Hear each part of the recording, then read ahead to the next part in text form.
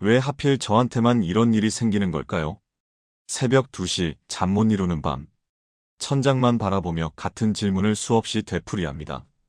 일은 풀리지 않고 관계는 어긋나고 마음은 무너져 내립니다. 옆 사람들은 다 잘 살아가는 것 같은데 나만 홀로 세상에 버려진 것 같은 외로움. 이럴 때 우리는 스스로에게 묻습니다. 대체 내가 뭘 잘못한 걸까? 언제쯤이면 이 고통이 끝날까? 그런데 부처님께서는 전혀 다른 방식으로 고통을 바라보셨습니다. 고통은 우리를 벌하려 오는 것이 아니라고 하셨어요. 오히려 우리 안에 잠들어 있던 무언가를 일깨우려 온다고 말씀하셨습니다. 지금 느끼는 이 아픔이 실은 내 마음이 더 깊어지라는 신호일 수 있다는 거예요. 고통은 선택받은 사람에게만 오는 게 아닙니다. 우리 모두에게 제각각 다른 모습으로 찾아옵니다. 누군가는 병으로, 누군가는 이별로, 또 누군가는 실패로 고통을 만납니다.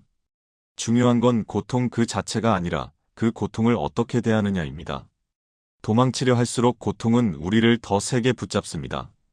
하지만 그 속에 가만히 머물며 바라볼 때 놀랍게도 그 고통이 우리에게 말을 걸기 시작합니다.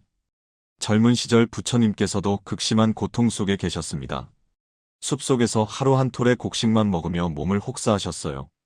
갈비뼈가 다 드러나고 피부는 땅처럼 거칠어졌습니다. 그분은 생각하셨죠. 이 고통을 이겨내면 깨달음을 얻을 수 있을 거라고요. 하지만 시간이 지나도 마음은 평화롭지 않았습니다. 몸이 약해질수록 생각도 흐려지고 마음도 어두워져만 갔어요.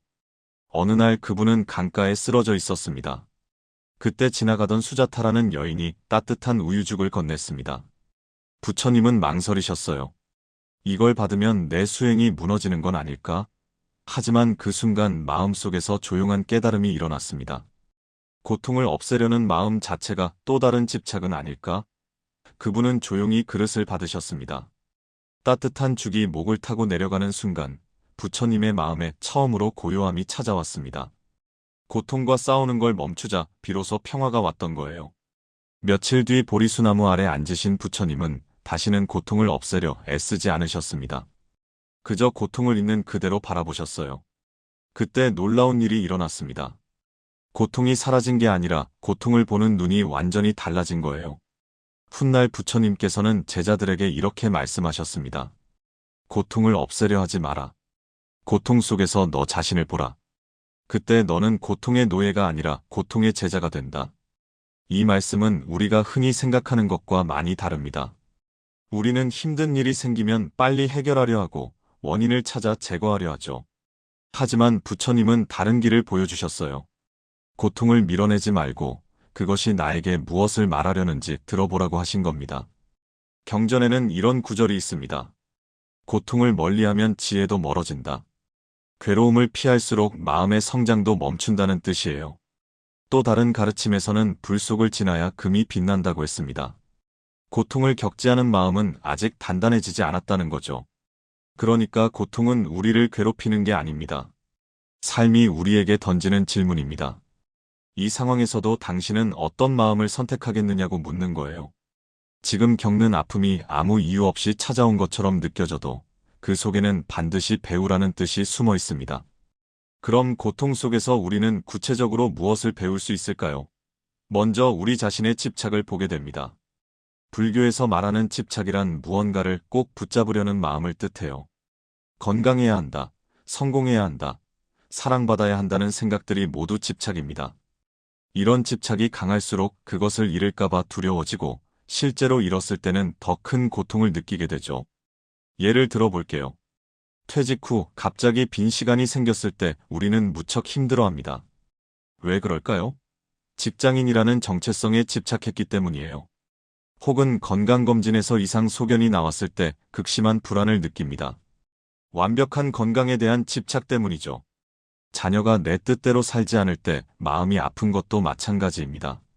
내가 생각하는 좋은 삶에 대한 집착이 있는 거예요. 고통은 바로 이 집착의 크기를 보여주는 거울입니다. 얼마나 아픈지가 곧 얼마나 강하게 붙잡고 있었는지를 말해줘요. 부처님께서 우유죽을 받으시며 깨달은 것도 바로 이거예요. 고통조차 없애야 한다는 집착을 내려놓는 순간 진짜 평화가 왔던 겁니다. 그 다음으로 고통은 우리에게 무상함을 가르칩니다. 무상이란 모든 것이 변한다는 뜻이에요. 좋은 것도 언젠가 변하고 나쁜 것도 언젠가 변합니다. 우리가 힘들어하는 이유 중 하나는 지금 이 상태가 영원히 계속될 것 같기 때문이에요. 하지만 실제로는 모든 게 흐르고 있습니다. 지금 이 고통도 머물지 않고 흘러갈 거예요. 이걸 이해하면 조금 숨통이 트입니다. 이것도 지나가겠지라는 마음이 생기거든요. 동시에 좋은 순간도 붙잡을 수 없다는 걸 알게 되면서 지금 이 순간을 더 소중히 여기게 됩니다.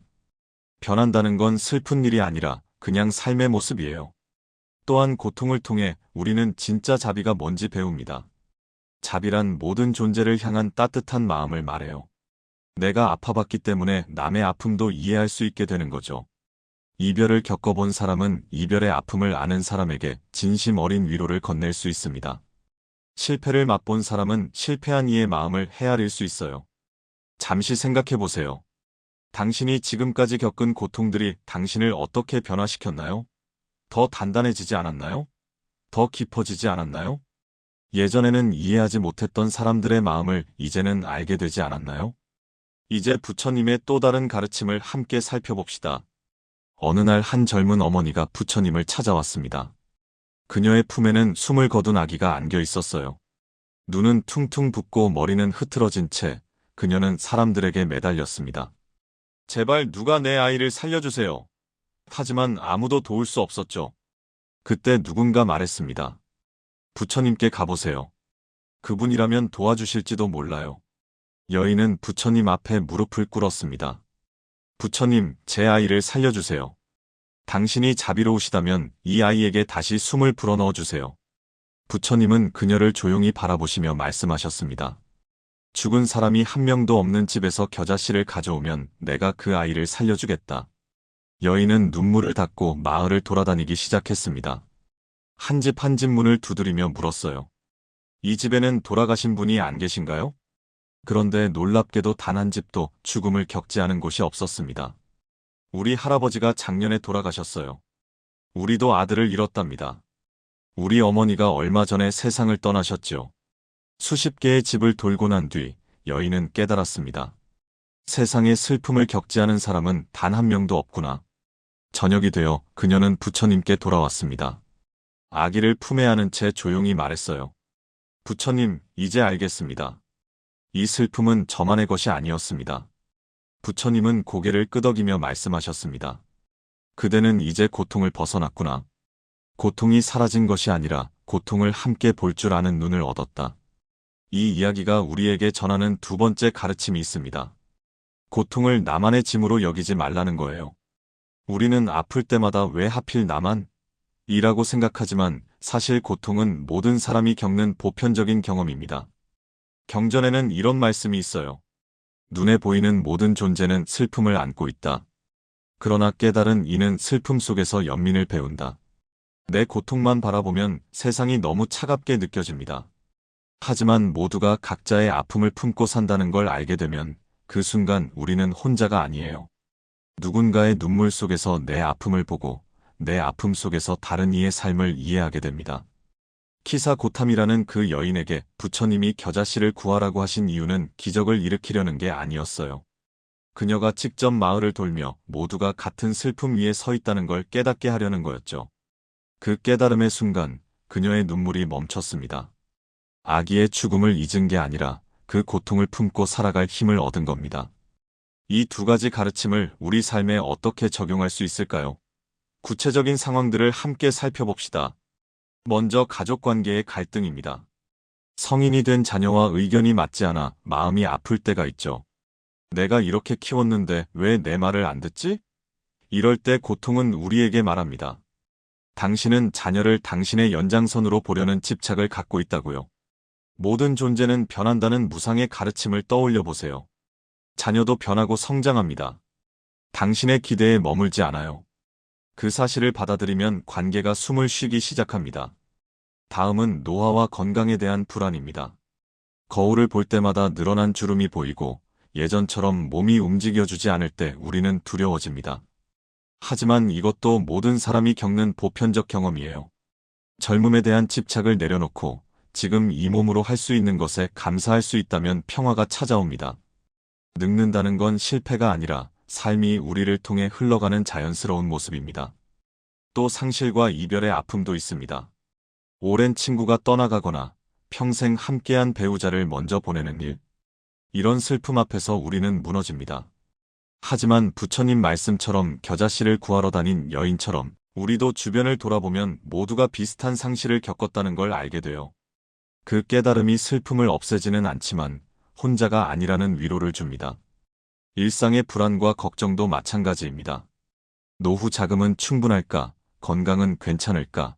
자녀들은 잘 살고 있을까? 이런 걱정이 머릿속을 떠나지 않을 때가 있죠. 이때 필요한 건 미래를 통제하려는 집착을 보는 거예요. 우리는 미래를 다 알 수도, 다 준비할 수도 없어요. 다만 오늘 할 수 있는 일을 하고 나머지는 흘러가도록 내버려 두는 겁니다. 마지막으로 삶의 의미에 대한 질문입니다. 이 나이에 나는 뭘 한 거지? 앞으로 무엇을 해야 하지? 이런 실존적 질문 앞에서 우리는 길을 잃습니다. 하지만 불교적 관점에서 보면 삶의 의미는 거창한 성취에 있지 않아요. 지금 이 순간 깨어있는 것, 고통을 통해 배우는 것, 다른 존재들과 연결되어 있음을 아는 것. 그 자체가 의미입니다. 이 모든 상황에서 우리가 기억해야 할 세 번째 가르침이 있습니다. 바로 고통 곁에 머무는 거예요. 어느 날 한 제자가 부처님께 다급히 달려왔습니다. 스승님, 저는 더 이상 수행을 계속할 수 없습니다. 좌선을 해도 마음이 고요하지 않고 과거의 아픈 기억들이 자꾸 떠올라 괴롭습니다. 다른 곳으로 가면 나아질까요? 부처님은 그를 연못가로 데려가셨습니다. 연못 수면은 바람에 일렁이고 있었어요. 이 물을 보아라. 지금 어떠하냐? 흐립니다, 스승님. 바람이 불어 잔잔하지 않습니다. 부처님께서 말씀하셨습니다. 그대의 마음도 이와 같다. 바람이 불면 물결이 인다. 하지만 그대의 괴로움은 바람 때문이 아니라 그 바람을 멈추려 하기 때문이야. 제자가 물었습니다. 그럼 저는 어떻게 해야 합니까? 그대는 바람을 멈출 수 없다. 하지만 그대가 가만히 있으면 물결은 스스로 잔잔해진다. 고통도 그러하다. 그대가 도망치지 않으면 고통은 스스로 사라진다. 우리는 괴로울 때 본능적으로 피하려 합니다. 다른 일에 몰두하거나 누군가를 탓하거나 빨리 끝나기만을 바라죠. 하지만 그럴수록 고통은 커집니다. 도망칠수록 마음은 그 고통을 더욱 붙잡게 돼요. 경전에는 이렇게 나와 있어요. 마음이 흔들리지 않으면 고통은 더 이상 괴로움이 아니다. 고통이 사라진다는 게 아니라 그것을 받아들일 만큼 마음이 넓어진다는 뜻입니다. 머문다는 건 억지로 참는 게 아닙니다. 도망치지 않고 지금 여기, 이 현실을 있는 그대로 보는 용기예요. 마음이 아플 때 그냥 그 자리에 앉아보세요. 지금 느껴지는 불편함, 외로움, 후회를 함께 앉혀주세요. 억지로 떨쳐내지 말고 그래, 지금은 이렇게 아프구나 하고 인정하는 겁니다. 그러면 신기하게도 마음의 파도가 점점 잔잔해집니다. 억눌렀던 감정이 천천히 흘러가고 그 아래에서 고요한 힘이 자라나요. 천천히 숨을 쉬어보세요. 지금 이 순간 당신은 괜찮습니다. 고통이 있어도 괜찮아요. 그 고통과 함께 있을 수 있는 당신이니까요. 이제 우리가 함께 살펴본 가르침들을 마음에 새겨봅시다. 고통을 스승으로 보고 나만의 일이 아님을 알며 그 곁에 머무는 것. 이 세 가지가 하나로 모이면 우리 안에서 놀라운 변화가 일어납니다. 고통을 피하려 애쓰던 마음이 고통을 바라볼 수 있는 마음으로 바뀝니다. 혼자라고 느꼈던 외로움이 모두와 연결된 따뜻함으로 바뀌어요. 무너질 것 같던 마음이 단단한 평화로 바뀝니다. 이게 바로 부처님께서 말씀하신 변화예요. 일상에서 이렇게 기억해보세요. 아침에 눈을 뜨면 오늘 만나는 모든 순간을 있는 그대로 바라보겠다고 다짐해보는 겁니다. 힘든 일이 생기면 이것도 나를 가르치러 왔구나 하고 받아들여 보세요. 누군가의 아픔을 보면 저 사람도 나처럼 고통 속에 있구나 하고 연민을 느껴보는 거예요. 부처님의 이런 지혜로운 가르침을 더 많은 분들과 나누고 싶습니다. 구독과 좋아요를 눌러주시면 더 많은 불교의 지혜를 함께 배울 수 있습니다. 알림 설정을 해두시면 새로운 가르침이 올라올 때마다 함께 공부할 수 있어요. 당신이 지금 겪고 있는 고통을 저는 압니다. 그 무게가 얼마나 무거운지, 그 외로움이 얼마나 깊은지 알아요. 하지만 부처님께서 말씀하신 것처럼 그 고통은 당신을 부수러 온 게 아닙니다. 당신 안에 잠들어 있던 지혜와 자비를 깨우려 온 거예요. 경전에는 이런 구절이 있습니다. 고통은 지나가고 지혜는 남는다. 눈물은 마르지만 자비는 자란다. 지금 당신이 흘리는 눈물 하나하나가 언젠가 누군가를 위로할 따뜻한 말이 될 겁니다. 지금 당신이 견디는 시간 하나하나가 당신을 더욱 깊고 단단한 사람으로 만들고 있어요. 당신은 혼자가 아닙니다. 우리 모두 같은 길 위에 서 있습니다. 함께 걸어가요. 천천히, 고요히, 한 걸음씩. 이 가르침이 당신의 마음에 평안을 가져다 주길 바랍니다. 오늘도 수고하셨습니다. 평안하세요. 행복하세요. 마음의 평화가 언제나 당신과 함께 하시길 기원합니다.